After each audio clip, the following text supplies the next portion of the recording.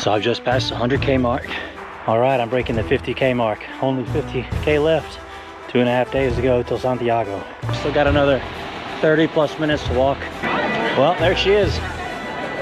33, I think, days worth of work. 35, somewhere in there, days worth of work. And I'm here in Santiago de Compostela. So I made it to Santiago de Compostela, but now what? I still had a couple days before my flight to Madrid, so I decided to explore the city. So for pilgrims, entering into Santiago de Compostela is honestly a bit anticlimactic, because once you hit the city limit sign, you actually still have about 40 minutes to an hour to walk through the urban outside part of the city all the way into the historic city center. I'm about halfway between my hostel and the cathedral now, and you can see it's just a normal city, and it's 9 o'clock in the morning. Not a whole lot of pilgrims here right now. You can see some up ahead of me, but here in about 2 hours, this will be flooded with people with backpacks making their way towards the cathedral. Santiago's narrow streets were never intended to handle hundreds of pilgrims every day. In fact, the original Camino de Santiago didn't attract that many. It wasn't until the movie The Way came out in the 2000s that it exploded in popularity, especially among Americans. That said, if you get there early enough in the morning, you can still enjoy the beautiful sight that is the Catedral de Santiago de Compostela.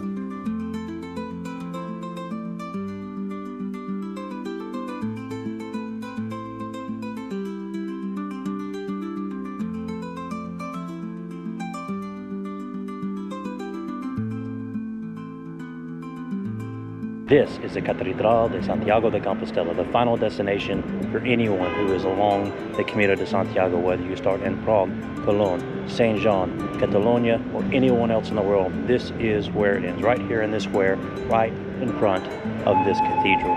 Why this cathedral? Sorry, I'm waiting for the tooting of the horn to stop back there.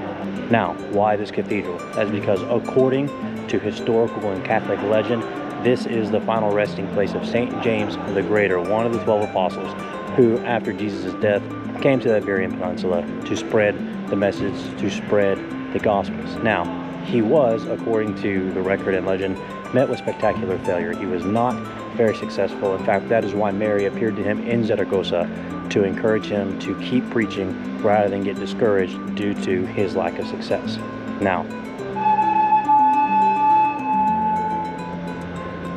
he was not martyred here in Spain. That actually happened in Jerusalem. He went back to Jerusalem before his death, where he was martyred, and his followers, his friends, and the other apostles sent his remains, according to legend, back to Spain for him to be buried here, where he spent so much of his time working. According to that legend, he came by a boat and was guided by an angel. Supposedly, his remains were not put here in this cathedral, because it did not exist, but in a small church which is now a part of Santiago de Compostela, but at the time was outside of the city. And in the year 814 or 820, depending on whose source you look at, a hermit found the remains, guided by 3 lights after fasting and praying. He found the remains, brought them to the attention of the local bishop, and then they moved the remains here to this area where this cathedral was eventually built. This cathedral started being built in 1075. It was finished and consecrated in 1211. Over 100 years it took to build this cathedral. It's of course been renovated many times over the course of history just to keep up with deterioration and whatnot. But this is ultimately where he ended up. This is ultimately where the pilgrims want to finally end, even if it takes some years to get here. For example, that man from Cologne I mentioned, he walks 2 weeks every year. He'll get here next year, because the ultimate goal is not necessarily to make it here, although this is the final destination.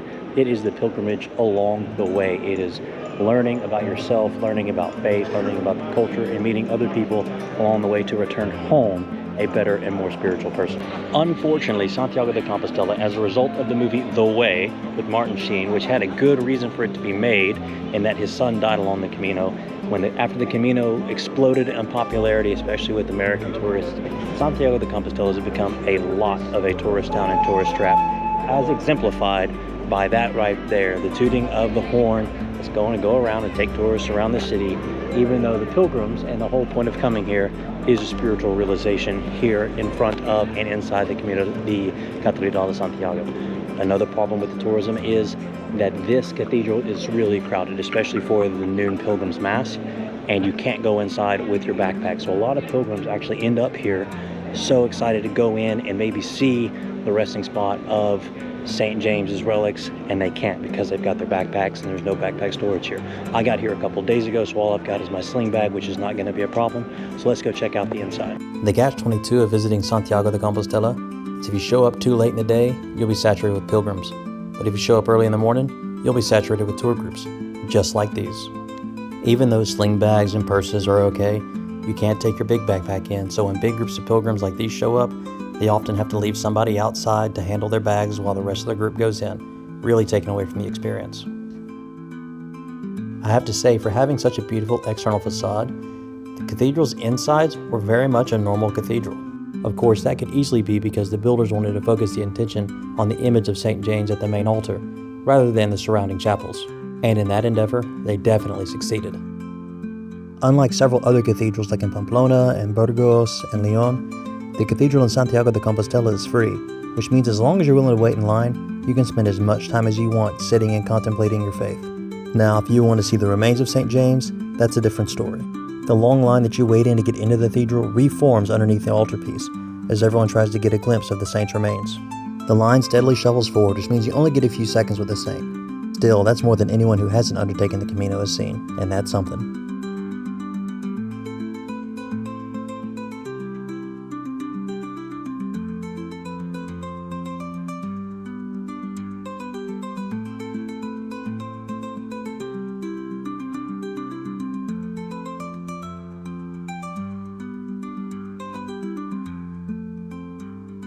Now that the gloom of the morning has worn off, you're starting to see the square fill up, both with tours and pilgrims who walked here this morning from Opedrusa. Some of them that are still on the Camino are racing to get here because it's about 11:15 and the Pilgrim's Mass is at noon. And that is one of the culminating events that many pilgrims see as their mind as a way to end their journey. Now, you saw inside the crowds that flocked here, both from pilgrims and tours, so it's going to be hard to get in, especially considering that they don't allow backpacks into the cathedral. I had a sling bag, not a problem, but as you saw on some of those videos, and you can see behind me, there are backpacks that are sitting around unattended or left with a family member or a friend so that individuals can go into the cathedral to experience it, and then they'll trade off when they come out. Even though some people and pilgrims say it's disappointing when they arrive in Santiago de Compostela and can't go into the cathedral with their backpacks, the square is normally full of people that are just sitting there enjoying the sights. And who can blame them with that beautiful brown facade against that bright blue sky?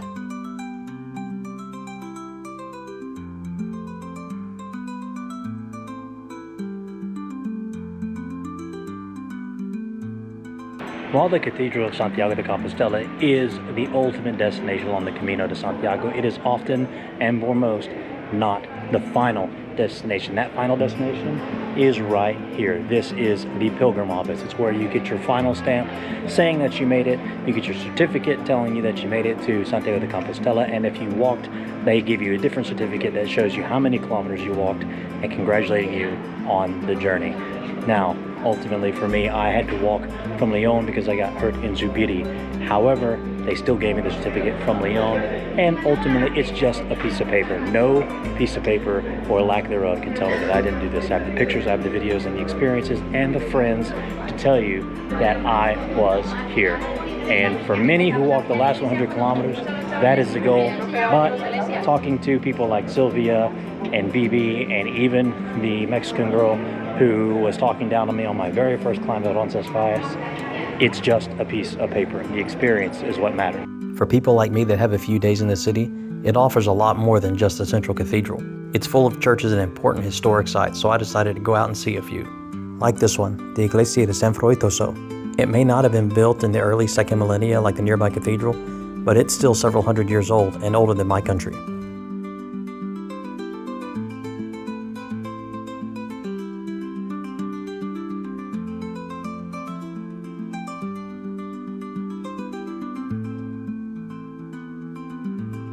This is the monastery of San Martín de Penario.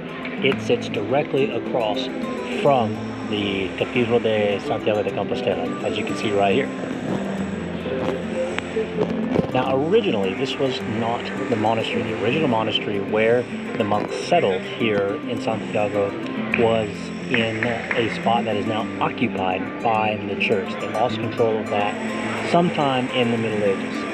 Then they constructed this monastery here. Unfortunately, over time, this monastery was taken over by the government, both during uprising and by proclamations of the king. So this monastery now is not just a monastery. It wasn't until the 1800s that an agreement was reached between the monks, the Catholic Church, and the Spanish government on who was going to control this property. So it is now partially a monastery. It is also home to some university courses like the Department of Social Work. It's also home to the main seminary school here in Santiago. Now there is another seminary school down that way, so this is called the Mayor, and that is called the Menor over there, meaning the greater and the lesser. None of that is a takeaway from the fact that this building is borderlining on 1,000 years old, or at least part of it are, which is just fantastic to think of someone here from the United States or the government confiscating something 800 years ago, and they just reached in agreement on how to deal with that 150 years ago, when that was when we were having our Civil War, which was less than 100 years after our country's founding. It's just absolutely hilarious and breathtaking to me to have that. Now, a lot of people know this monastery without actually knowing it on the Camino de Santiago, because right here is where the Camino goes into the plaza in front of the Cathedral de Santiago. And I was one of those people. I was like, oh, look, there's a pretty building. Kept on walking because just off to your left is the backside of the cathedral. Interestingly, this monastery was originally outside of the city walls. The city wall ran right here, and the cathedral was inside, and the monastery was outside. In modern times, that doesn't mean a whole lot because we think a lot of times in metroplexes or in urban areas. Back then, and you should have seen it in my videos about Pamplona, Valencia, Madrid, you'll see it in Sevilla, a whole lot of places. The city walls established what was and was not in the city and acceptable for who could do business where. Take Estella, for example, where the different boroughs were built according to royal proclamation, who had access to the river. Same when Pamplona was 3 different boroughs, and they were literally at war with each other, using their churches as watchtowers.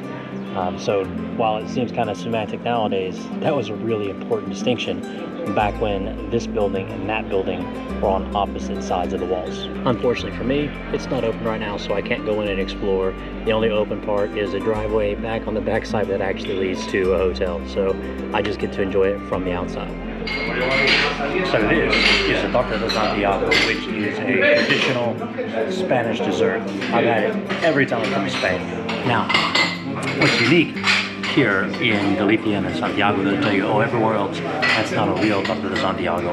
They call it both the Torta de Santiago and the Torta de Almendra, or the almond tart, because it's made with almonds or almond flour and lemon. This one is, I have to admit, one of the best I've ever had, because when I make it back home, it's too gooey. When I have it in other cities, it's too dry. But this is just nice, right in the middle. Perfecto. Tucked behind the main cathedral is the Real Monasterio de San Pelayo de Antielatares. It's a small church that most people walk by, but it's still important even to the cathedral, as housed within its walls is a monastery still active with cloistered nuns. These nuns are a part of the Benedictine order, and if you get here at the right time, you can even buy cookies from them. I wasn't so lucky.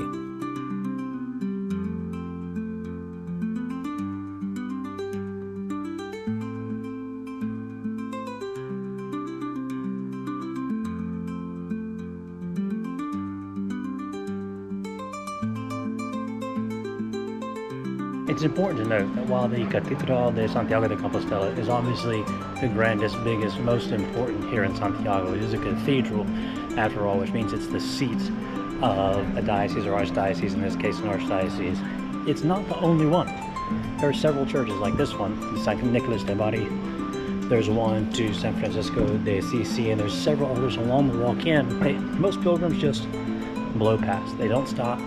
They've got their blinders on. They are headed to the main cathedral, but the other churches are just as important, either because they serve parishes or local communities, or because of the saints that they venerate. So if you're here in Santiago de Compostela, be sure to walk around, give a few more of the sites a chance, rather than just coming in and saying, yep, there's a cathedral, and then getting on your train, your bus, or your flight to get out of town and go to your next destination.